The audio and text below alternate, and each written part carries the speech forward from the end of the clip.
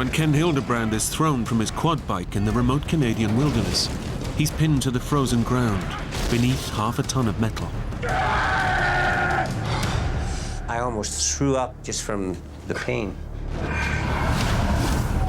Injured, alone, and exposed to all this savage region can throw at him, Ken must battle to stay alive. All he can do is hope that someone finds him before he either freezes to death or the predators closing in on him move in for the kill. My chances were very slim, very slim.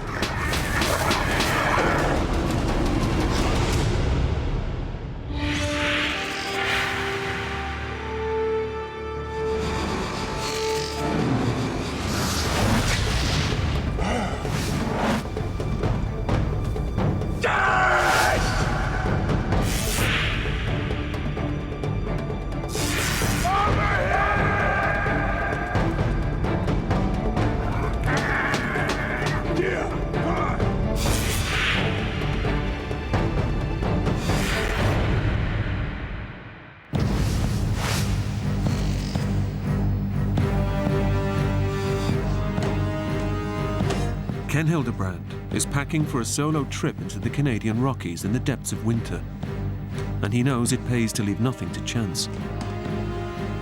Some guys on the rescue squad and that call me Mr. Gadget because they always thought that I carried too much. And they used to always say, well, if we need to go out on a rescue, we always want to be paired up with Ken because he never gets lost. He always knows where he's at, and he can survive.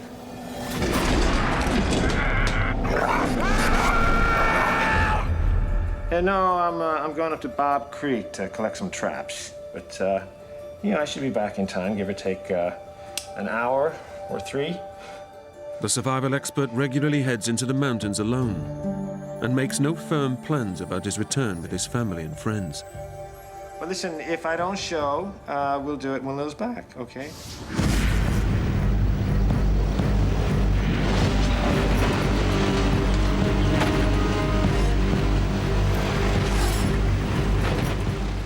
Ken is a registered animal trapper, and this trip is to check up on beaver traps that he set the day before.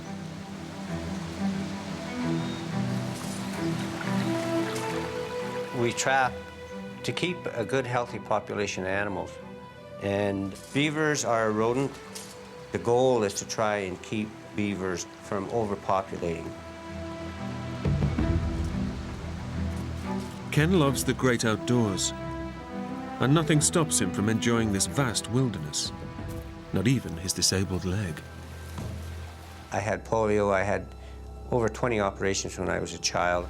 I mean, I was never supposed to walk. I threw the braces away and everything else, and I said, I'm going to walk. I'm going to do whatever normal people do.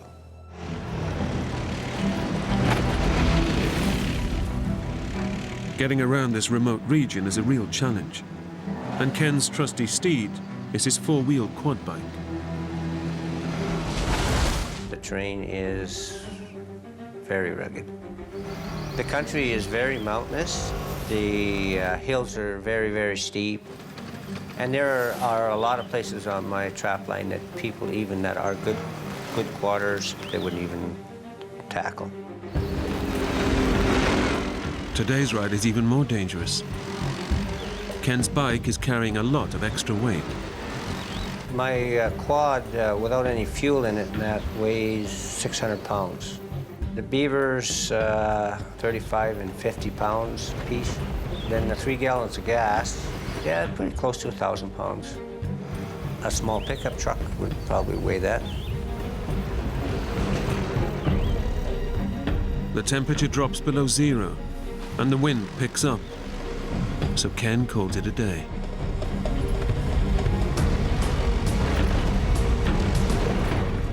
The wind was blowing at least 80 kilometers an hour.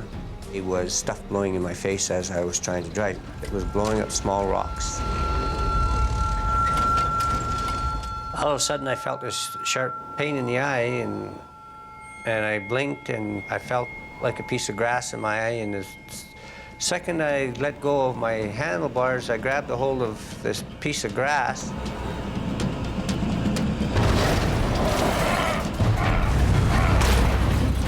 And the bike started going up and over. I was on the way down and I could feel the bike was following me over. It's just that there was nothing I could do.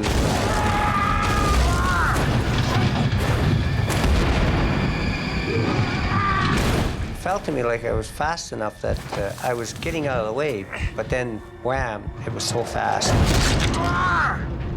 It just knocked me right face first into the dirt. And then I felt this excruciating pain in my leg. I could feel my foot. I could feel my ankle just totally dislocating and the bones were breaking. I almost threw up just from the pain. The steel rack rammed me in the smaller part of the back and drove me down and knocked the wind out of me. The pain was from my ankle and in the calf of my leg. I couldn't push and lift myself enough to move the bike. No matter how I tried to move my legs, I couldn't. The heavily laden quad has pinned Ken to the ground in the middle of nowhere.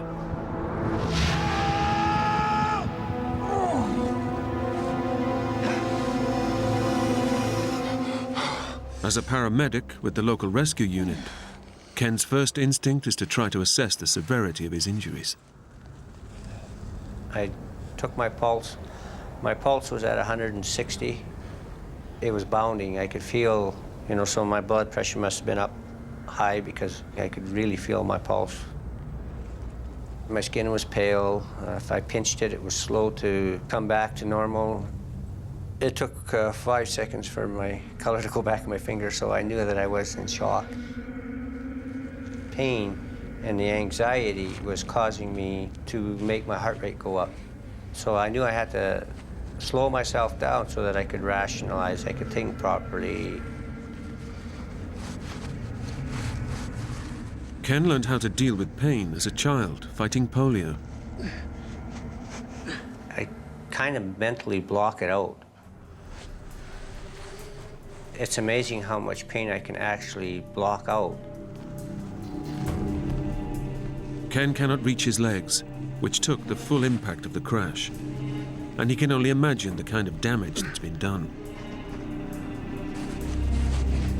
My first assumption was that, yes, I dislocated my ankle for sure, possibly crushed it. I thought that maybe I had done a lot of damage to my right knee because it hurt like hell. My polio leg is not very big. I can actually put my hand around it like this. When it smashed down into that ground, I thought for sure that knee was done. The weight of Ken's quad bike and survival gear exerts enormous pressure on his injured legs, causing excruciating pain.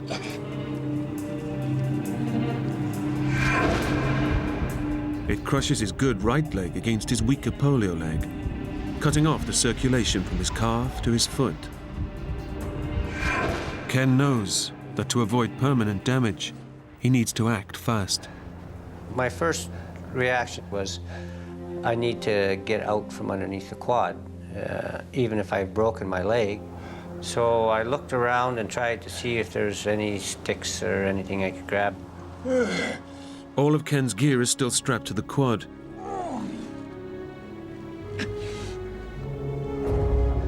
Only his axe has fallen clear during the crash. But it's tantalizingly just out of reach.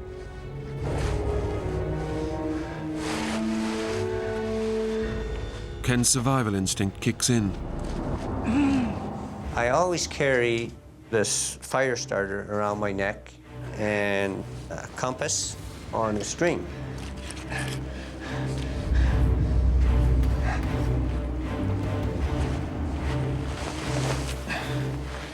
Getting his hands on the axe could mean the difference between life and death.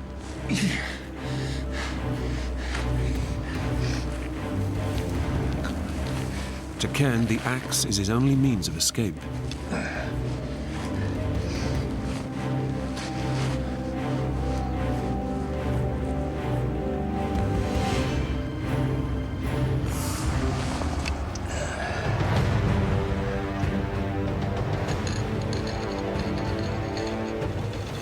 took me several tries or more to finally catch the butt of the axe handle.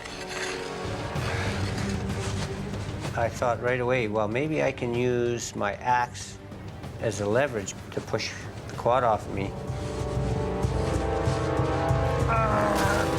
But, trapped face down, it's impossible for Ken to get enough leverage on the axe handle to lift the quad. Now I think, okay, I'm stuck here. I'm actually trapped. But when you're in that situation, you got to try something, and if that don't work, you got to try something else.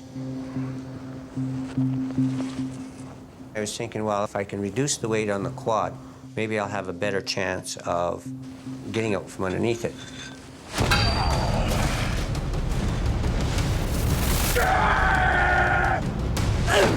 But every strike causes agonizing pain to Ken's injured body as he tries to knock the heavy gear from the quad.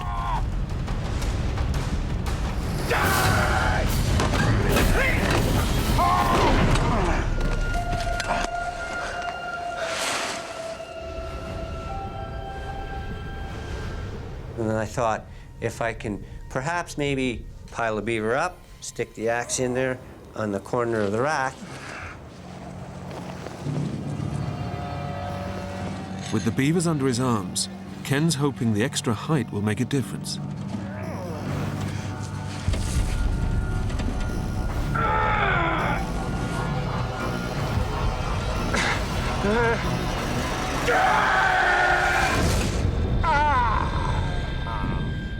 It seems to be working. The quad moves a fraction of an inch. It felt so good.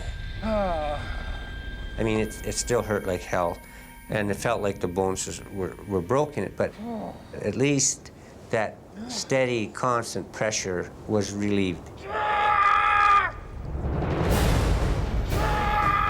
Fueled by adrenaline, Ken decides it's time for a make or break effort to free himself.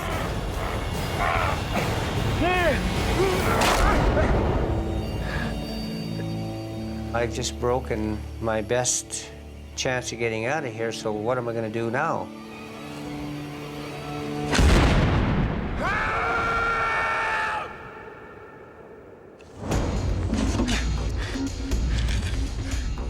Ken is now completely trapped in this Canadian wilderness. He has to come up with another escape plan if he's going to survive. Now I thought, okay, the axe is broke, the handle's not as long. Perhaps now I can get underneath there and chop and hack away some of the ground. If Ken can loosen the soil beneath him, he might be able to work himself free. But weighed down by his quad and the equipment, it's a near impossible task. You try chopping like this here in a little space. It's a challenge. Because I couldn't get underneath my leg. I kept trying to get underneath, but every time I tried to chop to get underneath it, I'd either hit the ground and the axe would ricochet into my leg, or I would just hit my leg.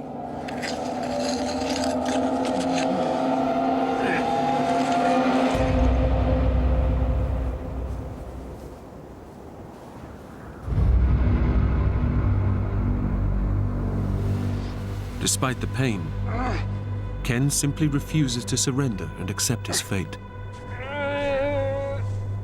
When you're caught in a survival situation like that, your attitude has so much to do with it. It's very easy to give up, to think that, oh, it's all despair, there's no hope.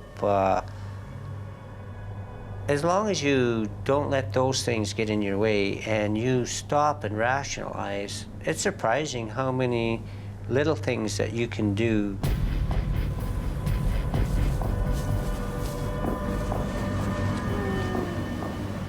I continued trying to figure out and evaluate some way that I could move that quad so that I could get one leg free. If I could get just one leg free, I can get out from underneath this thing.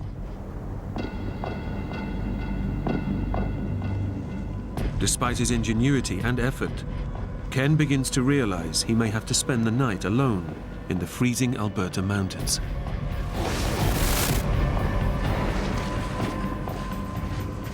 All your nerves at that point in time is raw. Your mind is going through a million things, like, how long is this gonna last?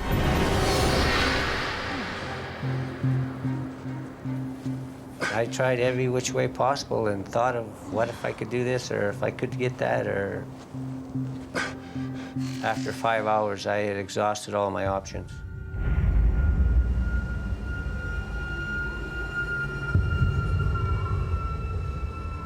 Darkness is closing in. The Rockies at night are deadly, especially in winter when the temperatures can plummet to 20 below. Freezing cold winds rush down off the mountains, and these howling gusts play tricks with Ken's mind.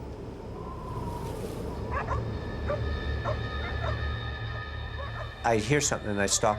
Now, am I really hearing that, or am I not hearing that?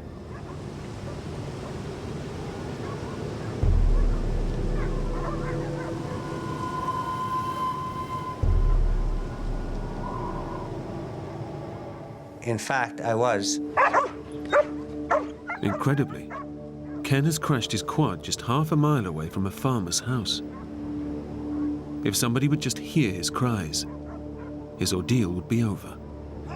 When I first heard the dogs, it gave me a little bit of spark of hope. Well, maybe I won't have to spend the night after all. Ken's prepared for every eventuality. He even carries a whistle around his neck, which he uses to attract attention. The dogs, of course, because they have so much better hearing than a human, they could hear me.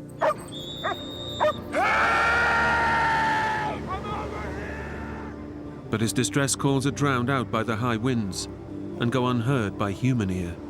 Over here! I heard him going in and out of the house a few times. Hey! Over here! Help was so close, but yet so far away. It's another devastating blow for Ken. And to make matters even worse, all of the gear and supplies that he's bought that could keep him alive are tied to his bike, completely out of reach. What I had on my quad, I could have survived for a month, no problem. I had water, I had a hot coffee in it, my first aid kit, of course, and a sleeping bag that's good for 40 below. Without all this life-saving equipment, Ken faces the ultimate test of his survival skills.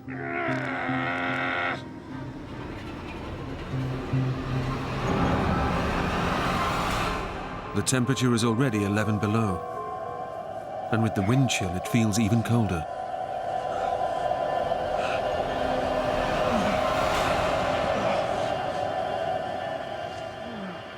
He might die of hypothermia if he doesn't think fast. I knew that the wind, the cold could kill me easily in a matter of probably half an hour or less if I went to sleep.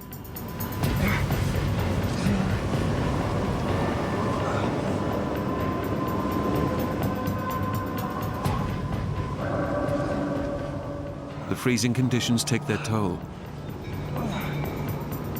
Ken knows that his violent shivering could be the first sign that hypothermia is set in. And it can only get worse from here. Once you stop shivering, you are in severe hypothermia, and your shock can be irreversible. People that go into hypothermia get this euphorium of being warm. They stop shivering, they go to sleep, and then they die. During my 15 years on rescue, I have probably seen 3 or 4 people that were in the situation that I was in, and none of them survived. So I forced myself to stay awake. And even when I got to the point where I couldn't shiver properly, I would deliberately force myself to move, to simulate shivering.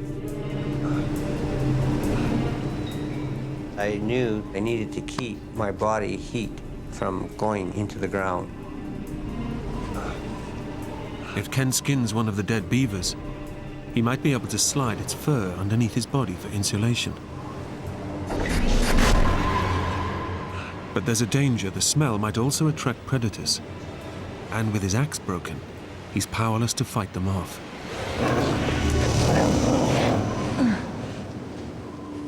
I know the possibilities of cougars or any predator coming around is greater every hour that I stay there.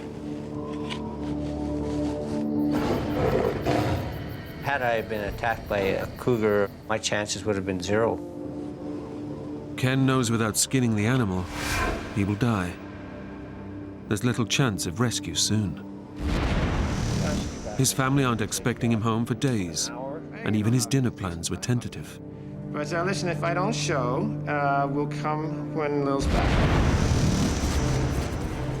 Ken decides the rewards of skinning the beaver outweigh the risk of attracting predators. I put the hide side down and the fur side up, so that made my stomach a lot warmer.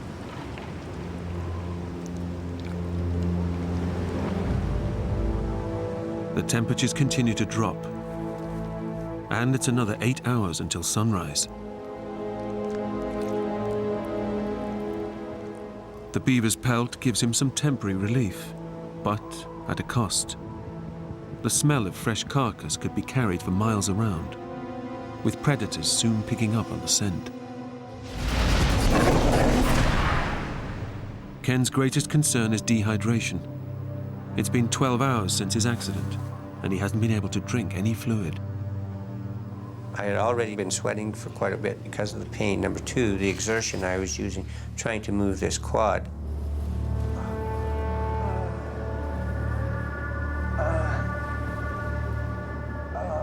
His body is losing water rapidly, and if he's unable to replace it, he will die.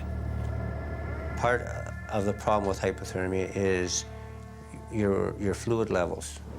Because your blood is drawn to your vital organs and that, you need that fluid. I had the stuff on my quad, but I couldn't reach it. I had an extra gallon of water, a thermos full of coffee. I knew that I needed to get some kind of moisture somehow, somewhere. Ken carries a roll of plastic flagging tape to mark out the areas where he's laid his traps.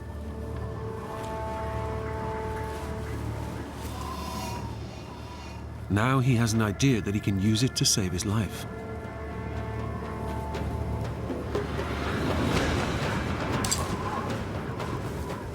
If I can get frost on the ribbon, I can run it through my teeth. And I can get the moisture from the frost.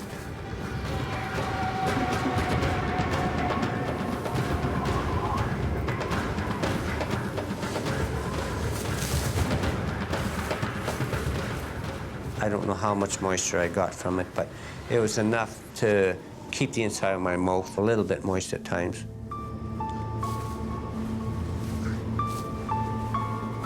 But it brings him little relief. He's not eaten for 20 hours, and his body is weakening with every minute in these severe conditions. I knew I needed something for strength. I decided I was going to try and eat some beaver.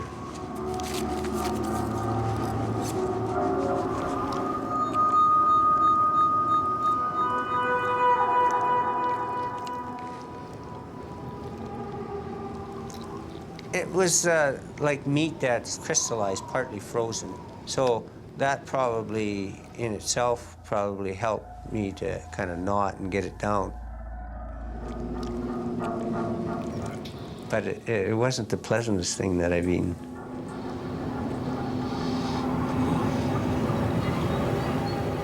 All of a sudden, I just felt sick to my stomach, and it came back up. So I thought, well, this isn't good. I'm losing more bodily fluids.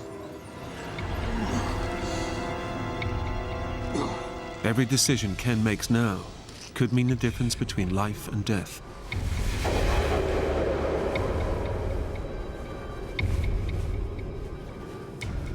The thing that played the most on my mind was the fear.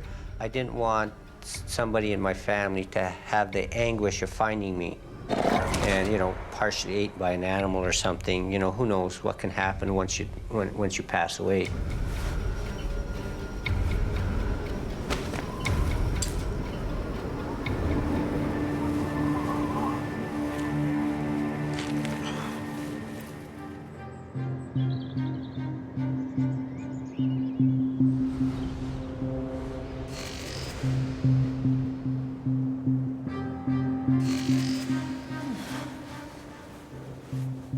After 15 hours of darkness, Ken's survival knowledge and sheer strength of will have seen him through the night, crushed under his quad bike in freezing temperatures.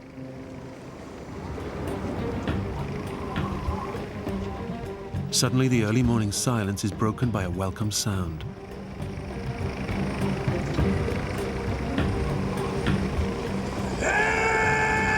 I'm thinking, the rescue crew is finally coming. It's about damn time I'm going to give them guys hell.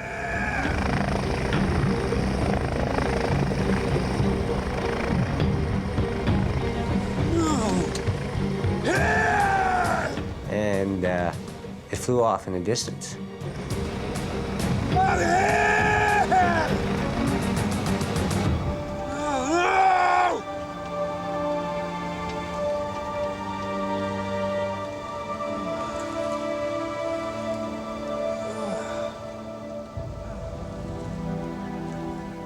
Once again, Ken's chances of rescue are just out of reach. Desperate for help, he tries to alert the farmer again.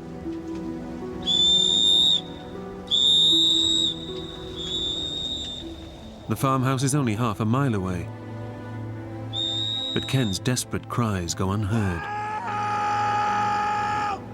I was just exhausting every possibility that I could try and use. One defeat after another.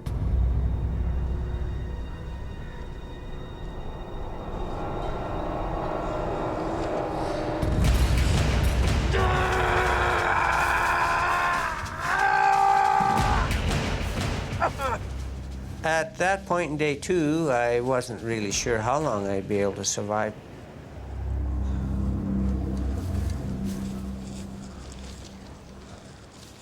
Ken's second day passes slowly, with his survival kit just out of reach, and the chance of rescue so frustratingly close. All he can do is lie and wait, and get what moisture he can. He's still covered in the scent of fresh meat, and the dangers of night threaten again.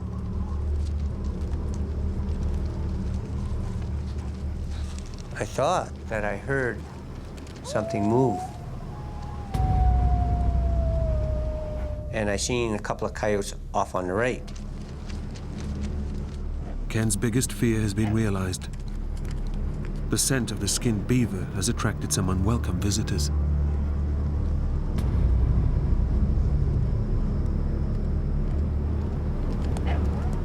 Even from a distance, the coyotes can see that Ken is trapped and can't move.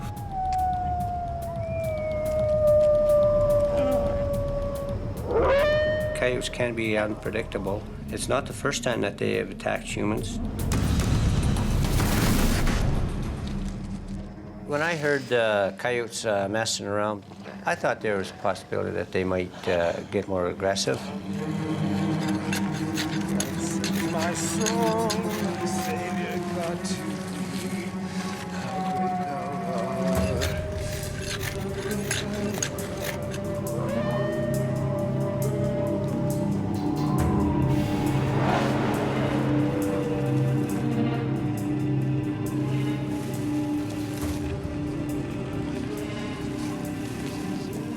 I got a couple of rocks, and I've got the broken axe handle laying there.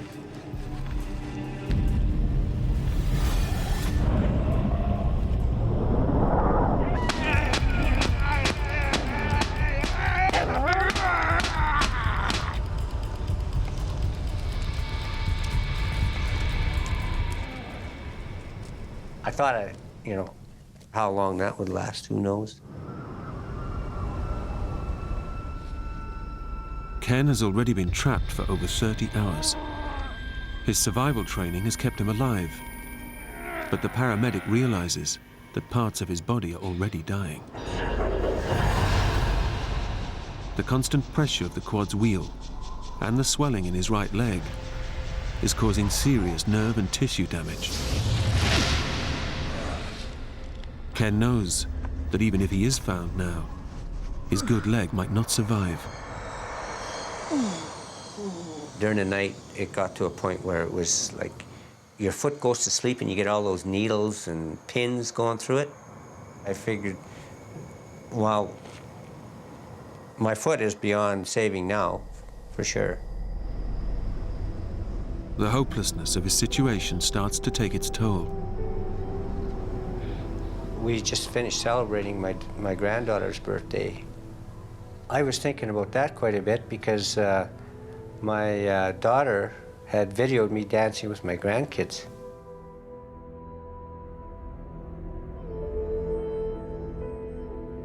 That's probably the last time I'll dance with them.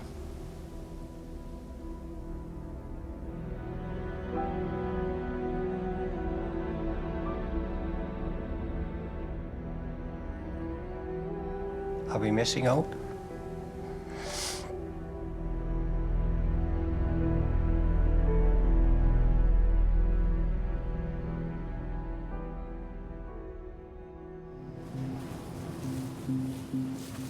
Ken draws strength from the battles he won as a young boy. I've been through worse than that. I mean, I was never supposed to walk. I had 20 operations when I was a kid, and I threw the braces away, and that much of a challenge that I can't overcome that. To thee, my Savior God, to thee. It works wonders for your morale if you sing. It also, if there was something coming close, they knew that I was human, and perhaps they might stay a little further away before they found out, what kind of circumstance I was actually in. How great thou art, how great thou art, how great thou art.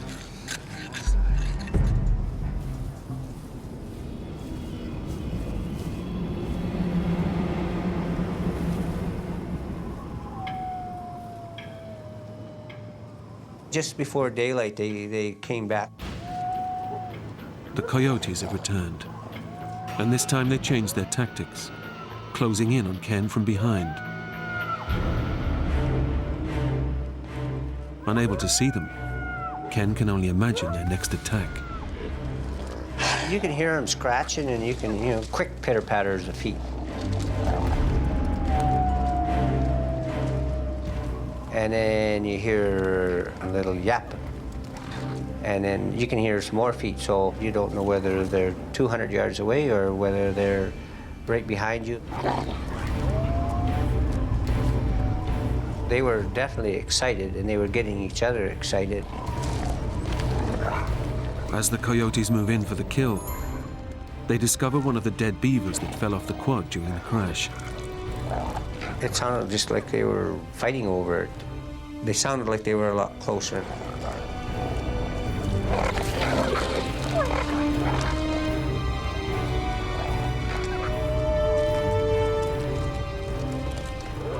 Now the Coyotes have a taste for blood, and Ken fears he is next on the menu. What's next? Are they going to get more aggressive?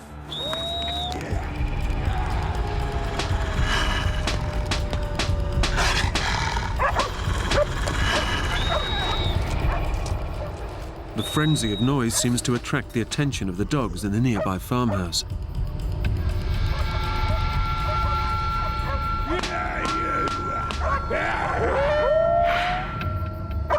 But once again, high winds muffle the noise from human ears.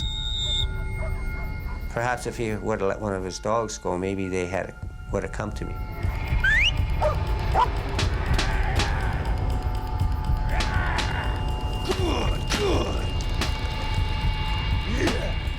The noise seems to scare off the Coyotes for now.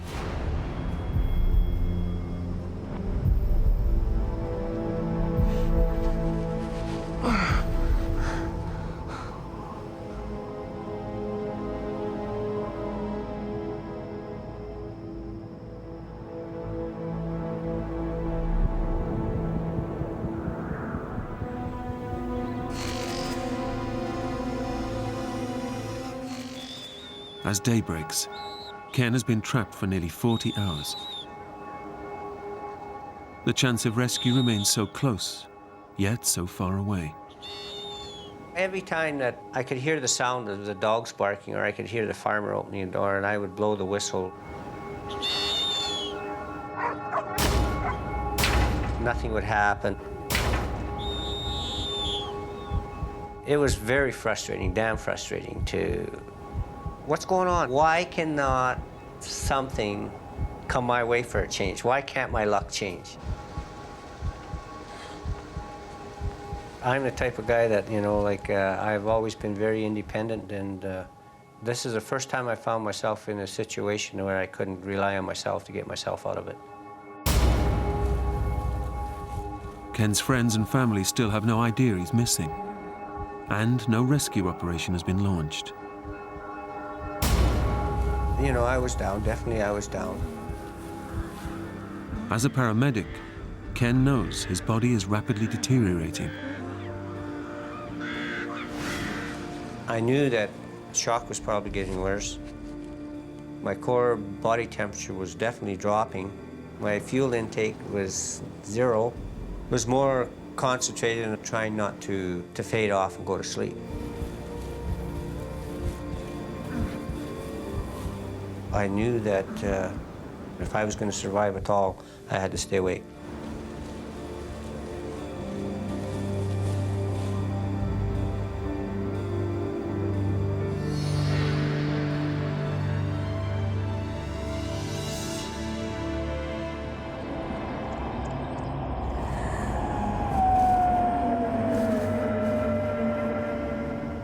Just before dark again, the coyotes came back and there was a few more. I was so intent and focused on what these coyotes might be doing.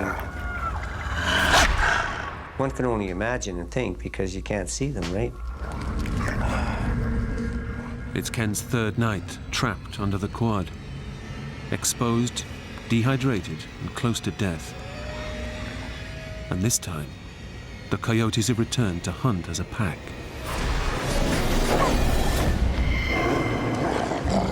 They're well versed at their attack tactics.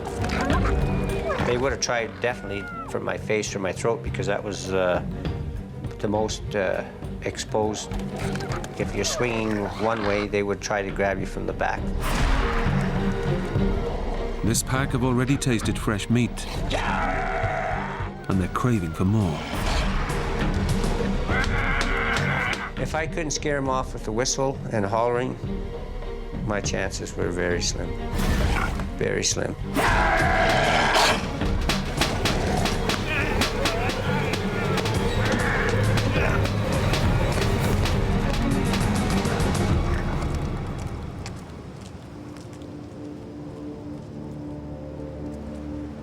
Ken's outburst is just enough to fend off the coyotes. But if he has to spend another night out there, they'll be back, and he may not have the strength to fight them off for much longer.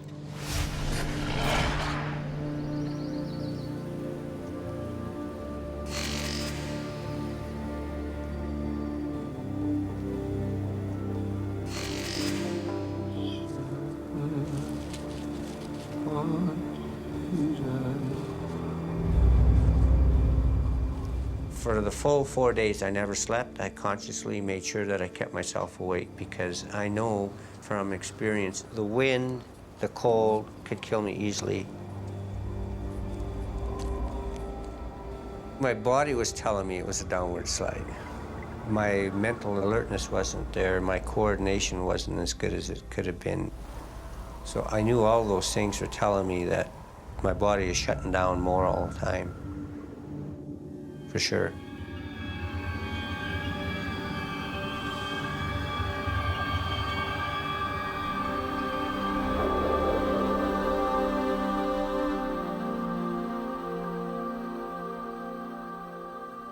My family was my primary focus.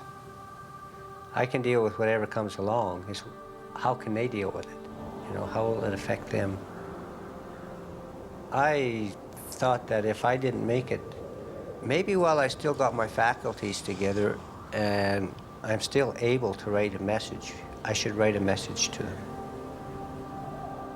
just in case.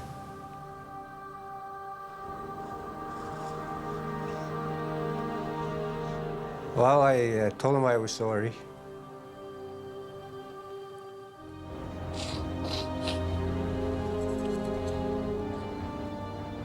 And I loved them.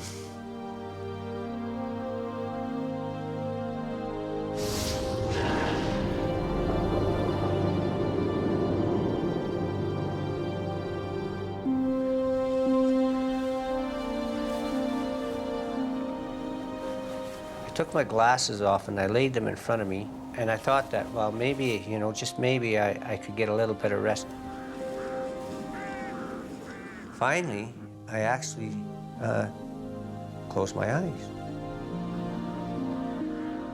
On the fourth day of battling pain and fear, of forcing himself to stay awake, to fend off dangerous coyotes and hypothermia, Ken finally lets go.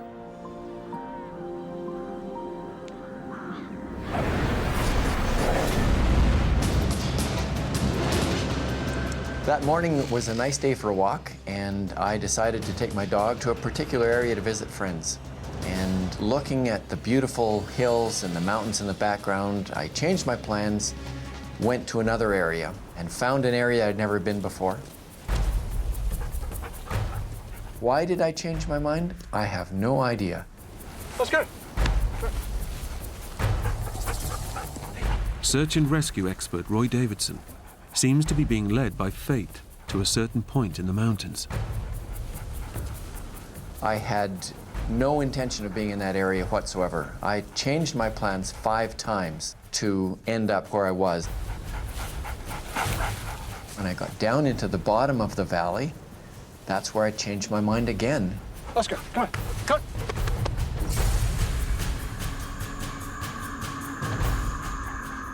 on. I just looked over and I saw the quad.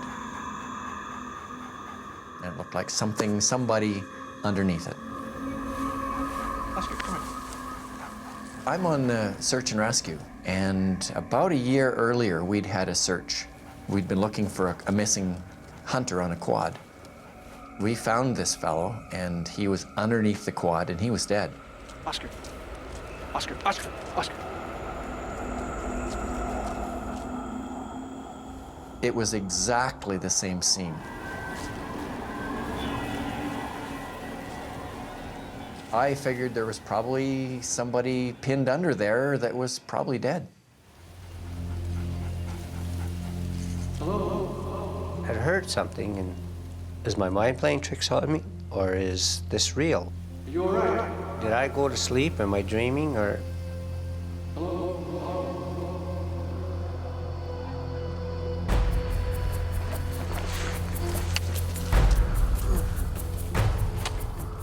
I thought I was seeing things. I thought I was hallucinating. I said, oh boy, you know, this is getting really severe. Is it real? What's your name?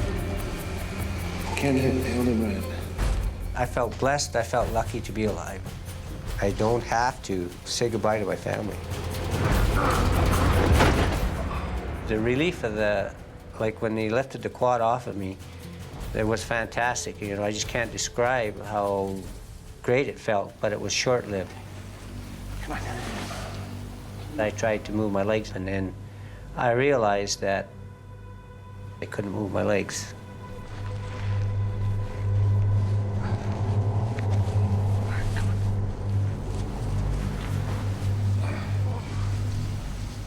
When he first told me that he'd been there for 4 days and 3 nights, I didn't believe it. He was very calm. He was very businesslike.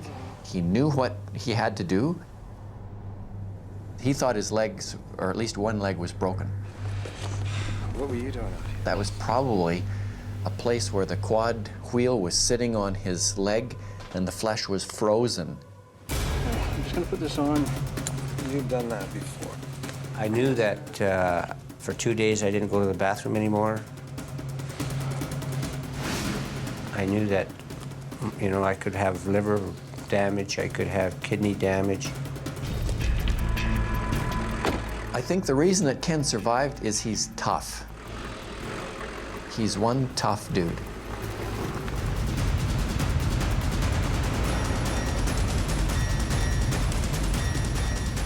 Roy has to get Ken to hospital as soon as possible. I tried to be as careful as possible driving out of there. It was pretty rough. There was no road. It was just up the bottom of the valley. And his leg was starting to hurt him. It was probably hitting the bumps and stuff where I felt circulation going into parts of my legs and that I could actually feel. And it's ironically that the pain actually felt good. I don't know how to explain it. It just, I wasn't down, but I wasn't, you know, jumping for joy like you think a person might. Because I knew I was still alive, but I knew I had a ways to go yet before I was out of the woods. How far, I wasn't sure. And I knew I wouldn't know until I was in the hospital.